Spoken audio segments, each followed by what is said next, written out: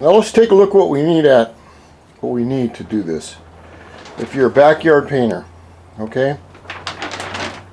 And like I said, you know it's professional if it has no directions on the back. You know it's really, really professional when you ask the clerk, hey, what's the difference between this brand and that brand?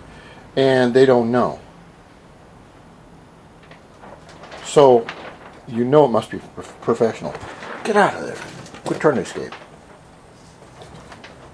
Now we look on the back of this clear. This is a quart. It's 40 bucks. And you'll see a little formula.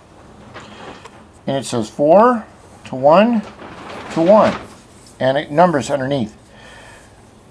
This right here is the number of this can, which means 4 parts to 1 part reducer, which is this number right here. So we're going to go 4 parts of this to 1 part of this, and then if you look at the last one, there's another number, and that number is this on the hardener, urethane hardener. So we're going to go ratio 4 parts clear, 1 part reducer, 1 part hardener. It doesn't matter if you are mixing up 200 gallons or a pint. So you have to figure how much you're going to need for your job. And putting on this clear is a little bit different. I'm going to use a detail gun, and that only holds maybe a pint. So I have to decide, all right, how many of these parts am I going to do? Now before I decide how many parts I'm going to do, spraying clear is a little bit different. I have my air compressor here and my hose. And one thing about air compressors is they create heat when they put air in the compressor. And air gets water when it gets hot. And you don't want that water to get into your clear because it doesn't mix with clear. So you really need a water trap, but I don't have one.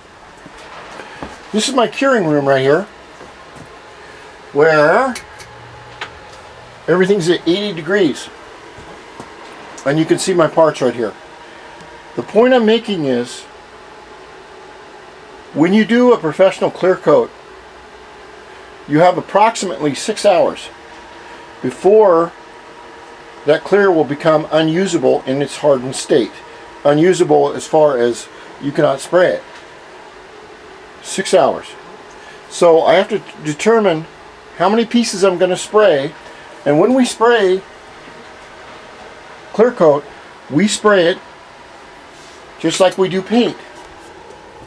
Not spray paint. What we do in order to get the thickness that we need on here is we will spray 3 coats 15 minutes apart. We're gonna spray a tack coat. A tack coat is not a full coat, but not a half coat either. It's somewhere in between. It's just enough to where it's going to soften up the surface a little bit and give your next coat a good grip for a solid coat, so it won't run all over the place. So we're going to do our tack coat, wait 15 minutes, we'll do our second coat, which will be a good full coat, wait another 15 minutes, and we'll do our final coat. It should take no more than probably an hour. That doesn't matter. When they say, oh, well, it's got a 6-hour pot life. 6-hour pot life. You're going, what the hell is a goddamn, sorry God, pot life? Okay? That is a pot right there. See that?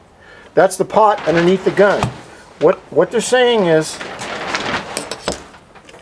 when this is all mixed up and put in the gun, that's a pot, that you have 6 hours to use it, and you'll never go beyond 6 hours. You just won't. You have 6 hours before it'll become unusable. and you have to clean the gun. Now, it's very important that you clean your guns. Use either lacquer thinner or you can use reducer.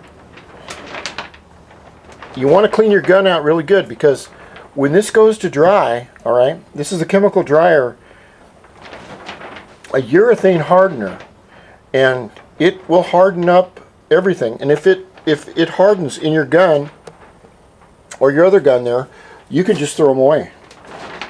So I'll show you how to clean up the whole 9 yards.